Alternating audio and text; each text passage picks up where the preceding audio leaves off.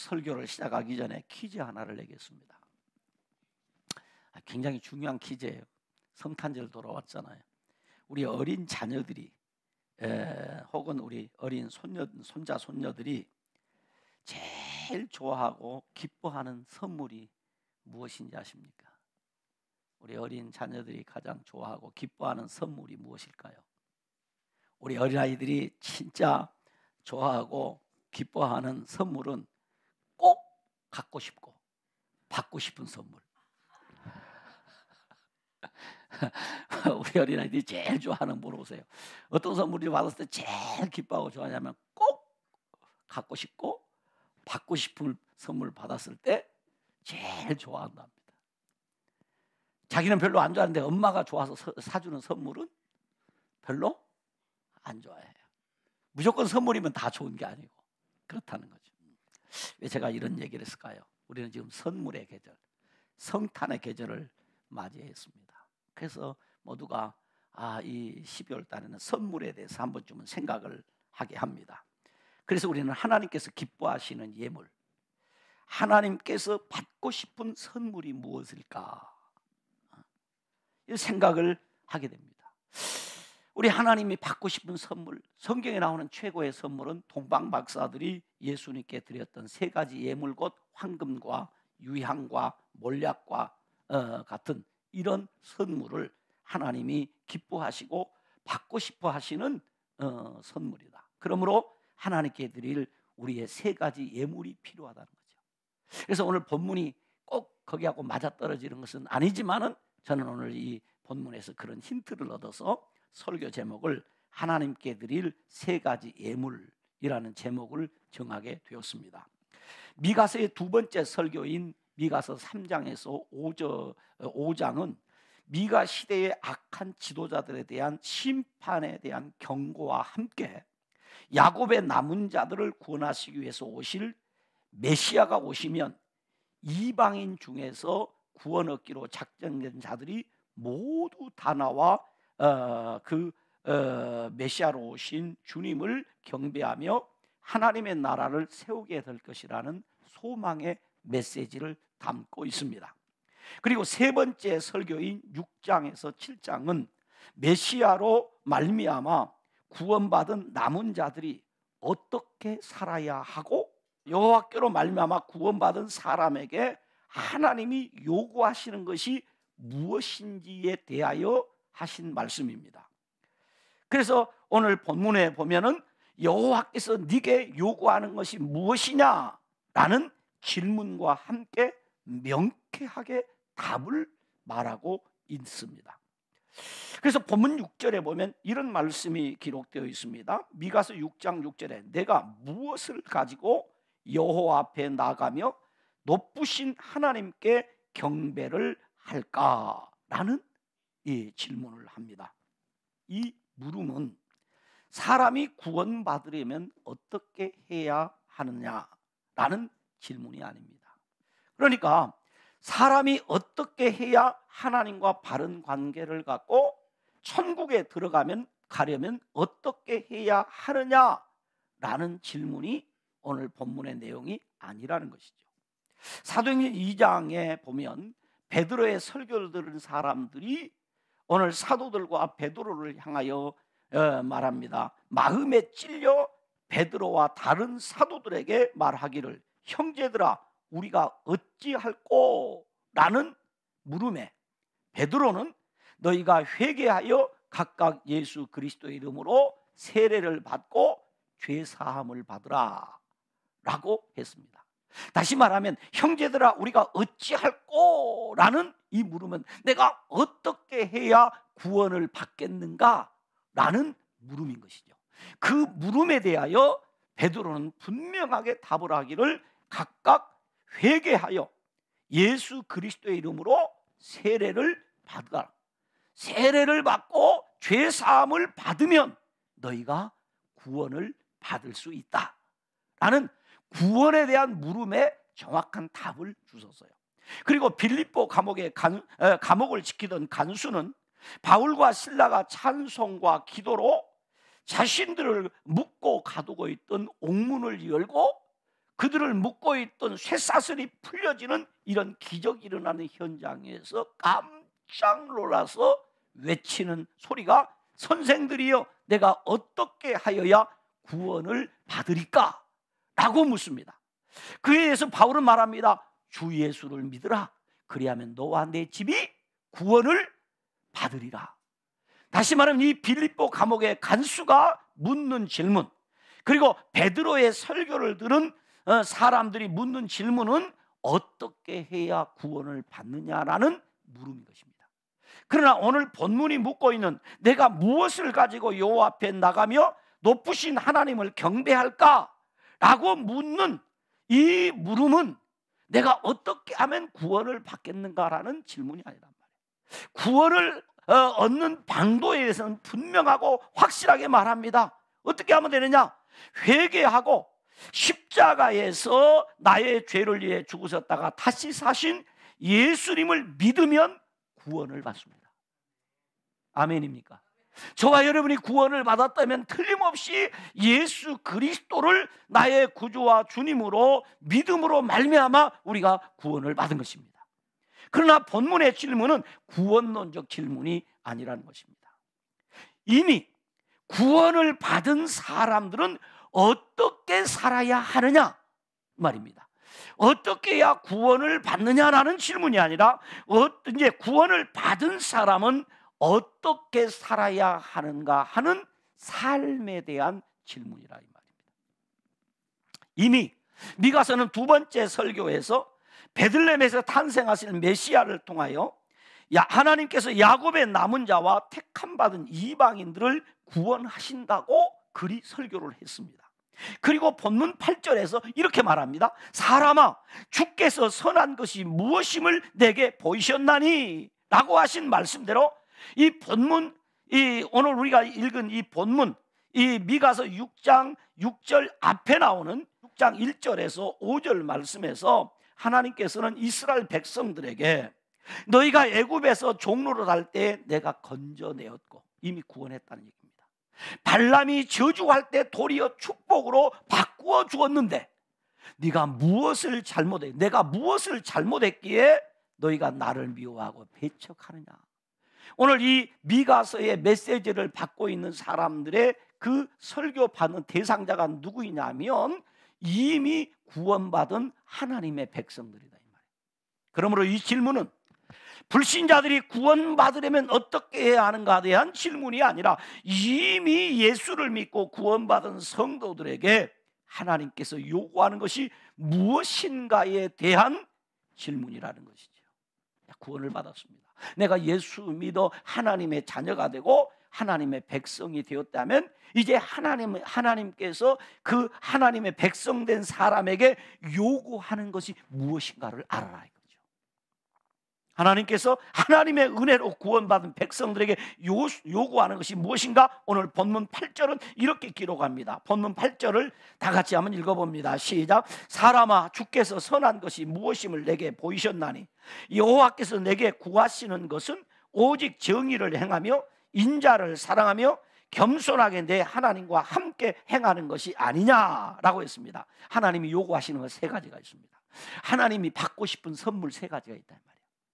이번 성탄절에 하나님이 저와 여러분에게 받고 싶은 선물 세 가지가 있다. 그러면 하나님이 갖고 싶은 선물 이 세 가지 예물을 준비하는 성탄절이 되기를 주님의 이름으로 축원합니다. 그것이 뭐인가? 첫째, 공의를 행하며, 두 번째, 인자를 사랑하며, 세 번째, 겸손히 하나님과 동행하는 것입니다. 구원은 철저하게 하나님의 은혜로 거저받은 선물입니다. 그래서 구원은 은혜의 선물이다. 따라서 합시다. 은혜의 선물. 은혜의 선물. 저와 여러분이 구원은 하나님의 은혜의 선물로 받았어요. 이스라엘 백성들이 애굽에서 종로로 하고 있을 때에 그들이 무엇을 잘해서 하나님께서 그들을 애굽의 종되었던 자리에서 건져내신 것이 아니다 이 말이죠. 또 그들이 어떤 탁월한 능력이 있어서 애굽에서 나온 것도 아니다 이 말이에요. 하나님께서 하나님의 은혜와 하나님의 능력으로 이스라엘 백성들을 애굽의 종되었던 자리에서 건져내어 주셨습니다. 다시 말하면 구원해 주셨다 이 말입니다. 그러므로 구원이라고 하는 것은 사람의 행위로 받은 것이 아니고, 구원은 오직 믿음으로 말미암아 받은 전적인 하나님의 은혜의 선물임을 우리가 알게 돼요. 전적인. 그래서 하나님께서 이스라엘 백성들에게 구원하시고 나서, 이스라엘 백성들이 애굽에서 나오고 난 후에, 건짐을 받고 난 후에 그냥 너희들은 광야에서 살고 싶은 대로 마음대로 살아라 이렇게 하지 않고, 이제 구원받은 백성들로 하여금 하나님이 이루고 싶은 것이 하나 있었단 말이에요. 그게 무엇인가 하면 제사장 나라예요. 신약적 표현으로 말하면 하나님의 나라예요. 이것을 더 세밀하게 하면 교회 운동이에요. 제사장 나라 거룩한 백성으로서 살아가기 위해서 하나님께서 출애굽에 바로 이스라엘 백성들의 지도자인 모세를 시내산으로 부르셔서 이제 하나님 나라, 곧 제사장 나라 거룩한 백성들이 어떻게 살아야 하는가를 알도록 하기 위해서 주신 것이 율법이요, 그것이 계명입니다. 그것이 율례입니다. 그러므로 율법은 구원받은 하나님의 백성들의 삶의 원리요 지표입니다. 그래서 이 말씀을 지켜 삶으로 뭐하라? 신명기서의 반복해서 하는 얘기입니다. 이 말씀을 지켜 살아서 뭐해라? 복을 받아라. 이 말씀을 지켜 살아서 뭐하라? 복을 받아라. 자자손손히 복을 받아라. 오래오래 복받아 살아라. 이것이 신명기서가 우리에게 가르치는 교훈입니다. 마찬가지입니다. 오늘 우리가 이 미가서를 받았을 때도 미가서에서 오늘 미가가 3편의 설교를 하면서 하는 얘기가 뭐냐면 들을지어다. 뭘 들으라고요? 하나님의 말씀을 들으라. 왜? 하나님의 말씀을 듣는 사람이 뭘 받게 된다는 거예요? 복을 받아 산다는 말입니다. 너희들이 하나님의 약속의 땅에 살아도 하나님의 말씀을 듣고 이 말씀을 지켜 살아야 약속의 땅, 축복의 땅에서 너희가 복된 삶을 살 수 있게 된다 이 말입니다. 하나님의 은혜로 우리를 구원해 주셨습니다. 그럼 이제 구원 받았으니까 그냥 편하게 살아라 이렇게 말하지 않아요. 하나님의 말씀을 이제 받아서 그 말씀에 순종하면서 복을 받고 복된 삶을 살아라. 그러나 하나님의 말씀을 듣지 않고 하나님의 말씀에 불순종하게 되면 신명기서에서 우리에게 가르치는 내용은 너가 복 대신에 뭘 받는다?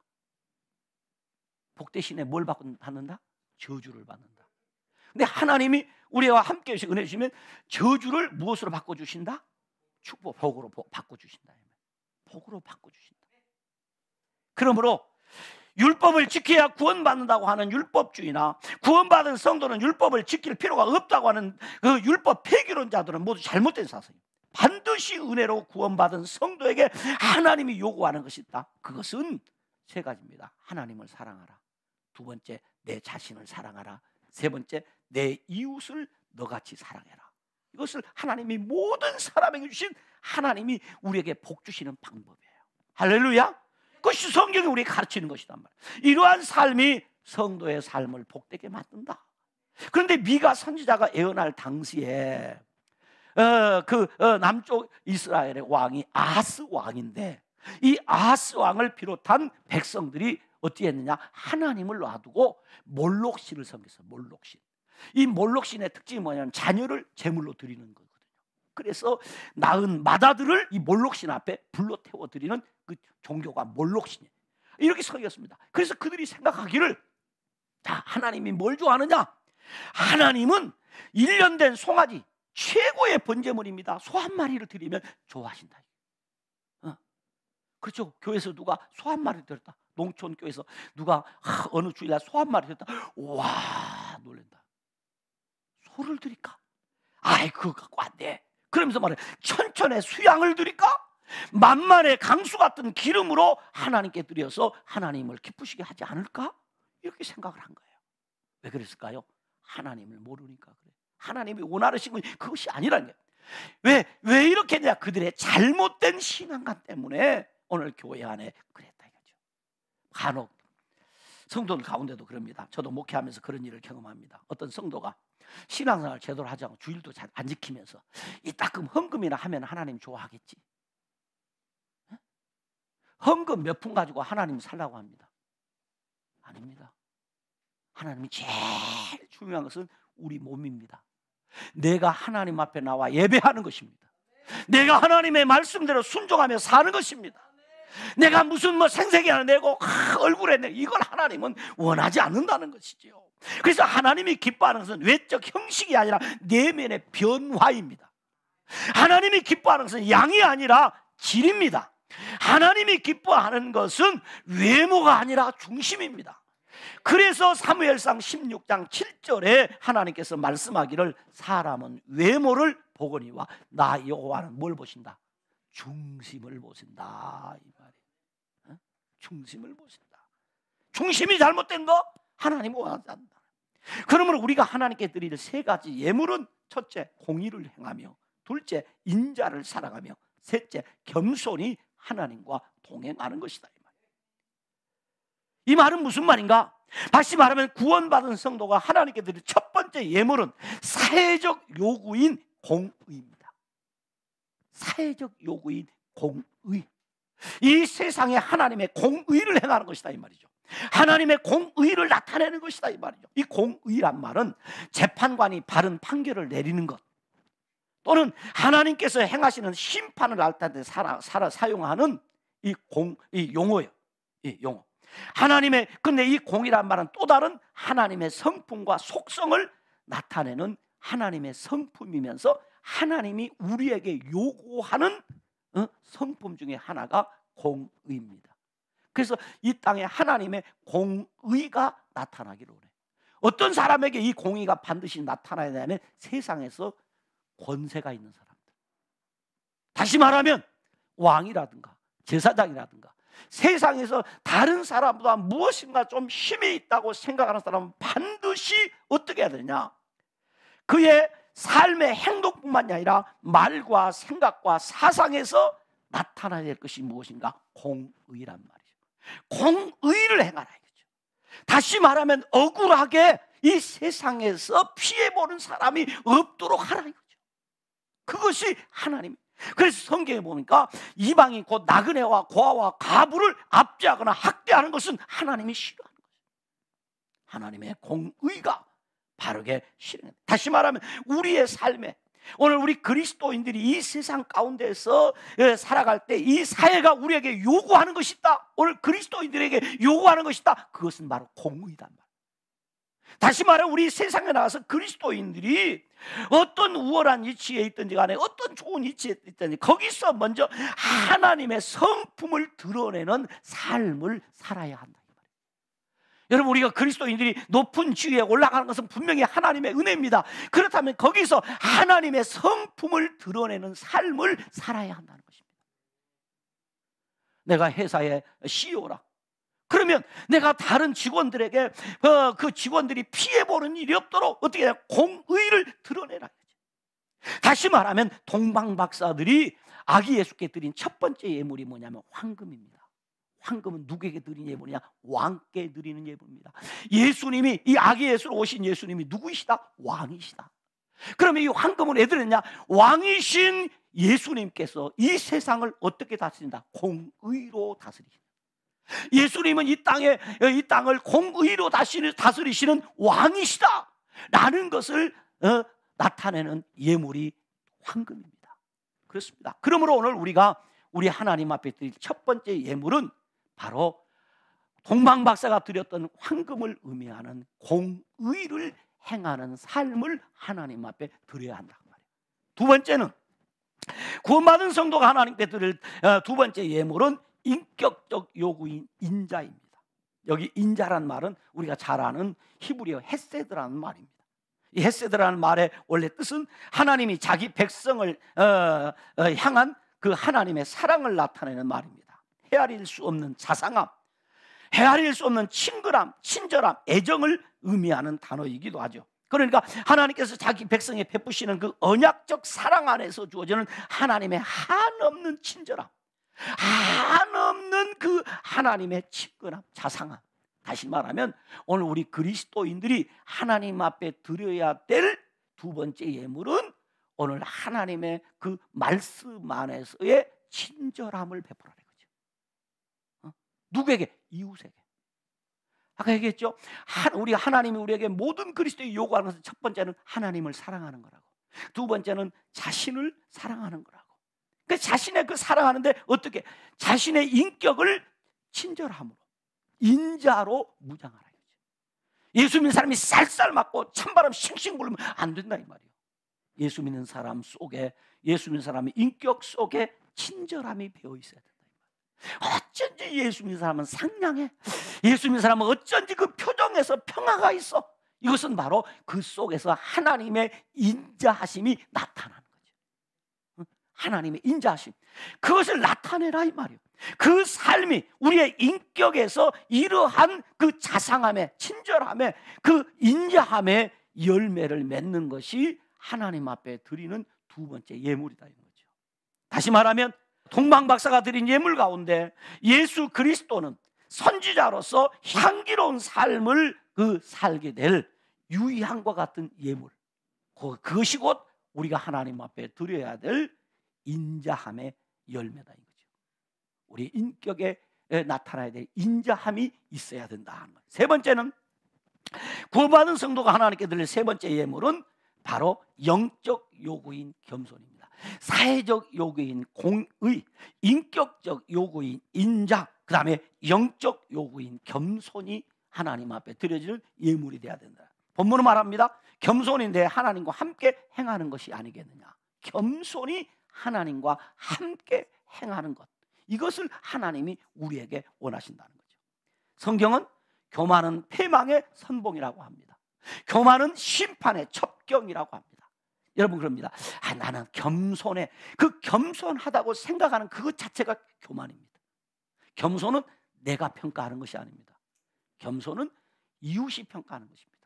겸손은 주변 사람이 나를 그리 평가하는 것입니다. 나는 항상 겸손하다고 얘기하는 사람, 그 사람은 교만한 사람입니다. 무엇인가 내가 스스로 나를 높이는 것은 교만입니다.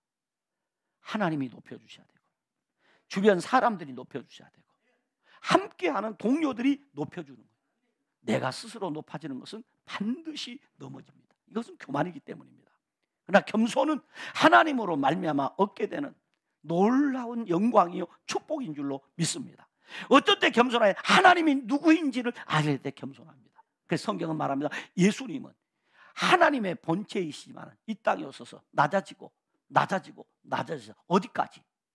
죽기까지 낮아져. 그랬더니 우리 하나님이 예수님을 높여주고 높여주셔서 모든 이름을 예수님의 이름 앞에 꿇게 하시고, 모든 사람들의 입으로 예수를 주라 시인하여 부르게 해주셨어요. 겸손함이 우리 인격 속에 배어나야 한다는 것입니다. 우리가 가진 것이 없어서 1년 된 송아지를 못 드리고 천천의 수양을 못 드리고 만만의 강물 같은 기름을 하나님 앞에 드리지 못한다고 할지라도 하나님 앞에 피조물 된 자로서 창조주 되신 하나님을 향하여 겸손의 열매를 맺을 때 그것이 우리 하나님이 기뻐하는 예물이 된다 이 말입니다. 어디 가서 함부로 자기 주장하면서 자기 이익만 나타나고 자기 어떤 것만 요구하는 것은 교만입니다. 하나님이 내가 높아지고 싶거든 하나님이 나를 높여줄 때까지 기다려야 돼. 내가 누군가에서 인정받고 싶거든 나를 인정해달라고 몸부림치지 말고 하나님 앞에 겸손히 낮아지면 하나님이 그를 높여주십니다. 그때까지 참아야 돼. 그때까지 낮아져야 돼. 아직 누군가가 나를 인정해주지 않았다니 아직 내가 덜 낮아졌다는 거죠. 여러분, 이 본문 말씀은 우리에게 300년 동안 하나님과 동행하는 삶으로 하나님을 기쁘시게 했던 에녹을 생각나게 하는 본문입니다. 너희 몸을 하나님이 기뻐하시는 거룩한 산 제물로 드리라고 권면했던 사도 바울을 우리로 하여금 생각나게 하는 본문입니다. 여러분, 하나님 앞에 우리의 인격을 겸손함으로 무장하여 드리는 복된 성도들이 되기를 바랍니다. 이와 같이 하나님께서 기뻐하는 것은 어떤 특별한 것이 아니다. 여러분, 천천만만의 양을 잡아드리는 것을 하나님이 원하지 않는다. 하나님이 기뻐하는 것은 다른 것이 아니에요.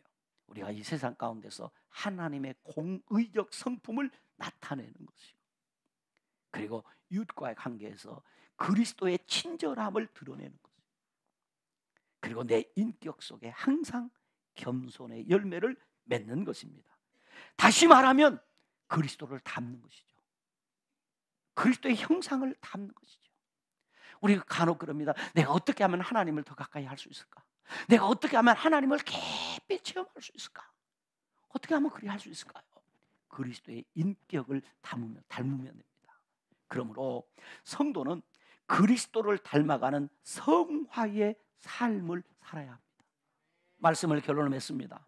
여러분도 하나님을 가까이 하고 싶습니까? 여러분도 하나님을 깊이 체험하기를 원하십니까? 여러분 삶 속에도 하나님의 세밀한 간섭이 있기를 원하십니까? 매일매일 삶 속에서 하나님과 동행하는 그런 삶을 살고 싶습니까? 그렇다면 하나님께서 기뻐하시는 예물을 준비하시기 바랍니다. 그것은 바로 공의와 인자와 겸손함의 예물을 준비하는 것입니다. 공의와 인자와 겸손함의 예물을 준비하여 하나님 앞에 나가면 하나님을 만날 수 있습니다. 하나님을 깊이 체험할 수 있습니다. 하나님이 기뻐하는 이 예물을 하나님 앞에 드림으로 여러분의 삶이 더 복되고 아름다운 삶이 되기를 주님의 이름으로 축원합니다. 기도하시겠습니다. 하나님 아버지, 참 감사합니다. 이 성탄의 계절에 하나님 앞에 드릴 예물이 무엇인지를 알게 해주셔서 감사합니다. 아버지 하나님, 우리는 이 세상의 외적인 것, 양적인 것, 그런 형식적인 것을 너무 우리가 생각했습니다. 하나님은 하나님과 나와의 관계에서 하나님 공의를 행하며 인자함으로 겸손함으로 하나님과 동행하는 삶을 사는 것을 하나님이 원하신다는 사실을 알았습니다. 하나님, 늘 은혜로 우리를 채워주시고 늘 하나님의 은혜로 붙들어 주시옵시고 늘 하나님의 은혜로 우리를 다스려 주시옵소서. 겸손함으로 하나님의 다스림 앞에 순종하며 사는 우리 알곡의 성도들 다 되게 하여 주시옵소서. 그래서 하나님 앞에 복받는 삶, 하나님을 기쁘시게 하는 삶, 하나님을 영화롭게 하는 우리 알곡 성도들이 되게 하여 주시옵소서. 예수님 이름으로 기도드리옵나이다. 아멘.